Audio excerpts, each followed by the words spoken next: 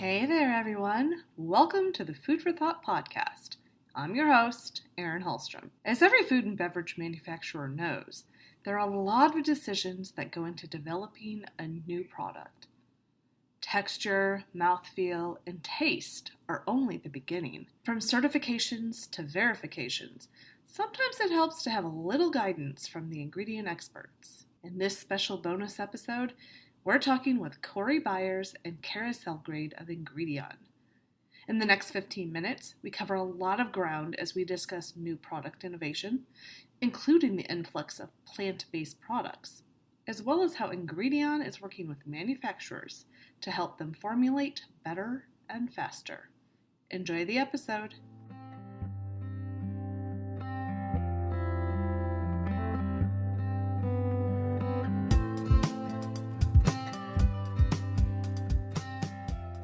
Corie and Kara, welcome to this special bonus episode of the Food for Thought podcast. I'm so excited to have you both on, and I really want to dig in deep straight away. So let's get started about talking about new product innovation. What do you think is driving the fast pace of new product innovation? Well, there are really a lot of factors that really kind of continually drive new product innovation. In particular, health and wellness trends, they'll continue to drive new products hitting the market shelf. And they really do span across all different kinds of categories. But in particular, consumers that are looking for plant-based products as an alternative to animal-containing counterparts has been very, very popular, obviously, these days. It's really prominent in alternative milks and yogurts and ice creams, but also within meat and poultry and seafood. Yeah, we've definitely noticed that on food processing. A lot of stuff that we've been covering is about the surge of plant-based ingredients. So I'm curious, what are some of the key attributes consumers are looking for when it comes to the plant-based beverages? So first and foremost, consumers are really looking for something that tastes good, right? That's going to be the first thing in their first experience that they have with products like this. Kind of second to that, it needs to have familiar attributes of their animal-based containing counterparts. So think things like overall mouthfeel and texture. If it's an alternative milk, does it feel like dairy milk when they're drinking it? Additional things like nutritional content. So can consumers rely on the beverage for the same nutrients like protein and vitamins? And then overall general appeal. Is the cost right? Is the color okay? Does it look appealing when they're taking it down off the shelf? So all of those things are kind of happening simultaneously when a consumer is trying something new and determining whether or not they'll accept it. We talked a bit about consumers, but I want to pivot to manufacturers or product formulators. What are some of the challenges that manufacturers are facing when they're looking to create a plant-based beverage that is an alternative to dairy? Yeah, manufacturers and product developers are faced with a wide variety of challenges when it comes to plant-based beverages. Their task is creating a good-tasting product that will deliver that same nutritional attribute as the dairy counterpart. So to start, this means they have to begin choosing the right base. So whether that's soy, rice, oat, pea, that has to appeal to a customer, right? From there, they have to build on top of that base with an added protein and vitamin and mineral fortification. In doing so, this introduces the challenges of stability and shelf life and the texture and mouthfeel. Some proteins, they can contribute to the texture defect like perceivable particulates in an RTD, that's otherwise known as grittiness. And they can also have a strong astringency or an off flavor. Then there's other ingredients like cocoa and minerals. They can settle out and cause a beverage to separate, which contributes to instability and an inconsistent flavor throughout the beverage.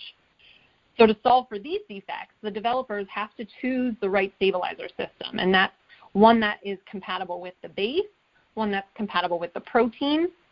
It has to provide the functional need, such as viscosity, suspension, emulsification, and it has to stand up to the processing conditions. So there are a variety of stabilizer options out there, and it's understanding all of those parameters around the formula that go into choosing the right stabilizer system. In addition to that, finding an ingredient with the right functional properties, formulators have to also consider what the label claims will be. Is this going to be a 100% organic product? Will it be vegan? Is it going to be non-GMO project verified? That will also help to guide the ingredient selection.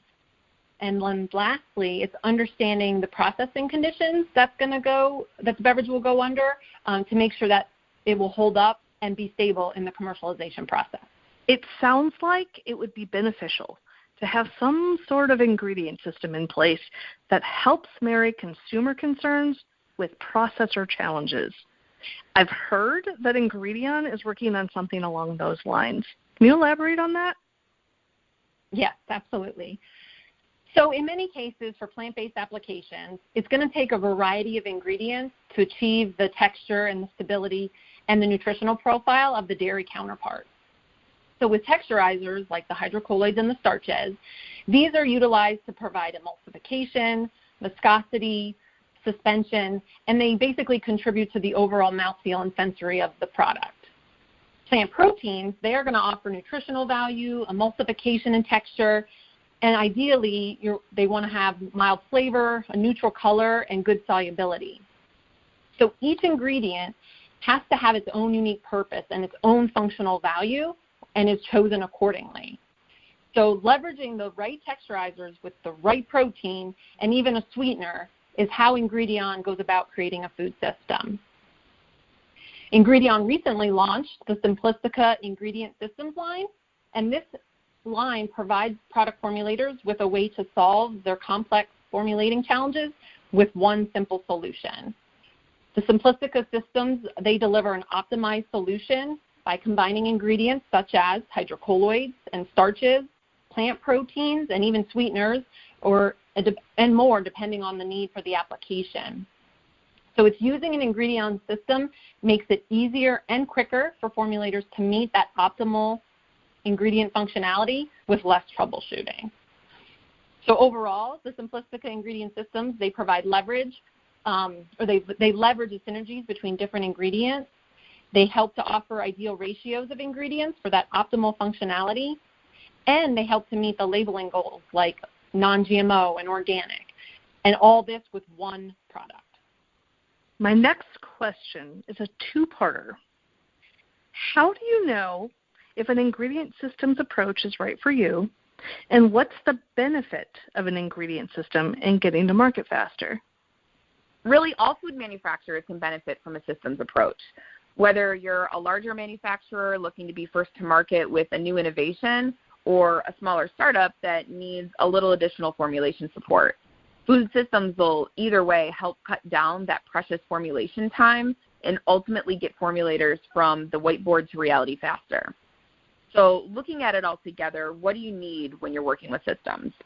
First and foremost is end-to-end expertise. To formulate these in-demand and on-trend products, it's important to have an ingredient partner with holistic expertise and understanding.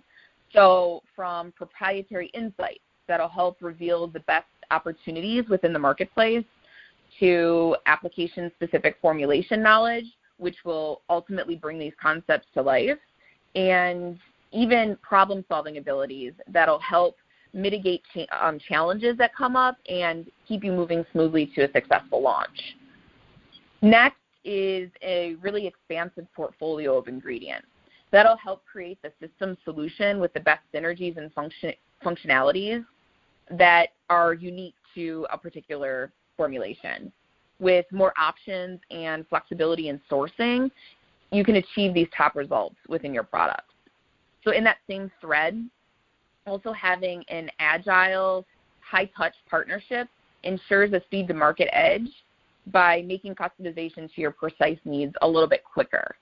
That, with manufacturing flexibility, will help rapid turnarounds easy to accommodate when there are changes in demand.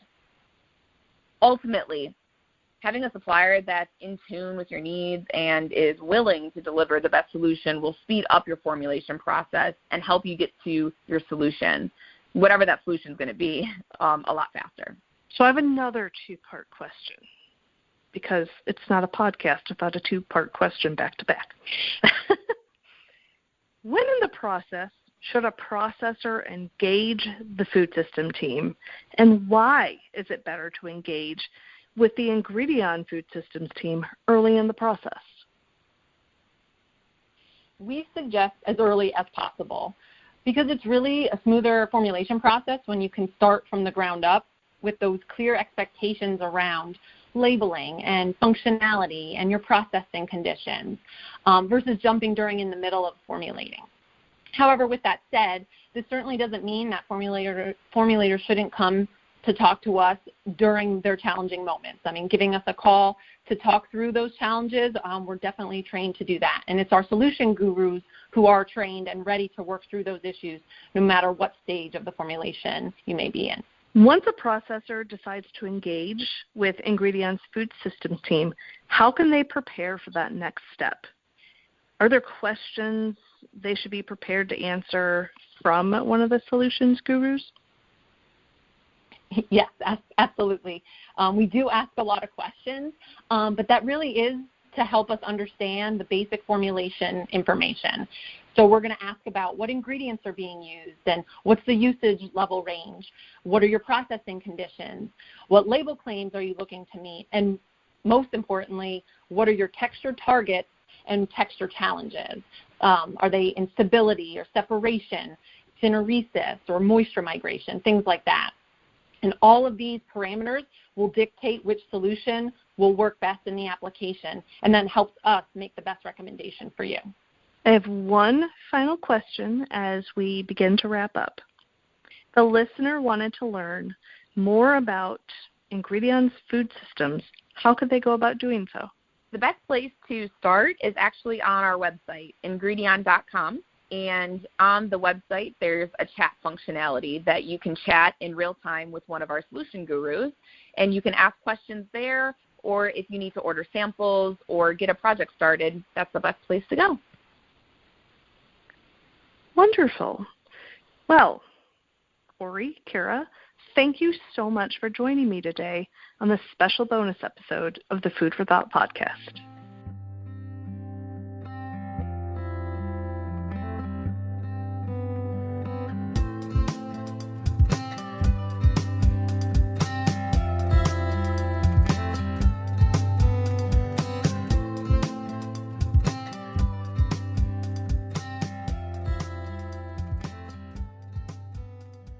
For everyone listening to the Food for Thought podcast today, thank you for tuning in. You can find us on Apple Podcasts, Spotify, Stitcher, and just about everywhere you can listen to a podcast. Be sure to tune in next time as we talk more about the stories behind the headlines of the food and beverage industry. Take care. Have a great day.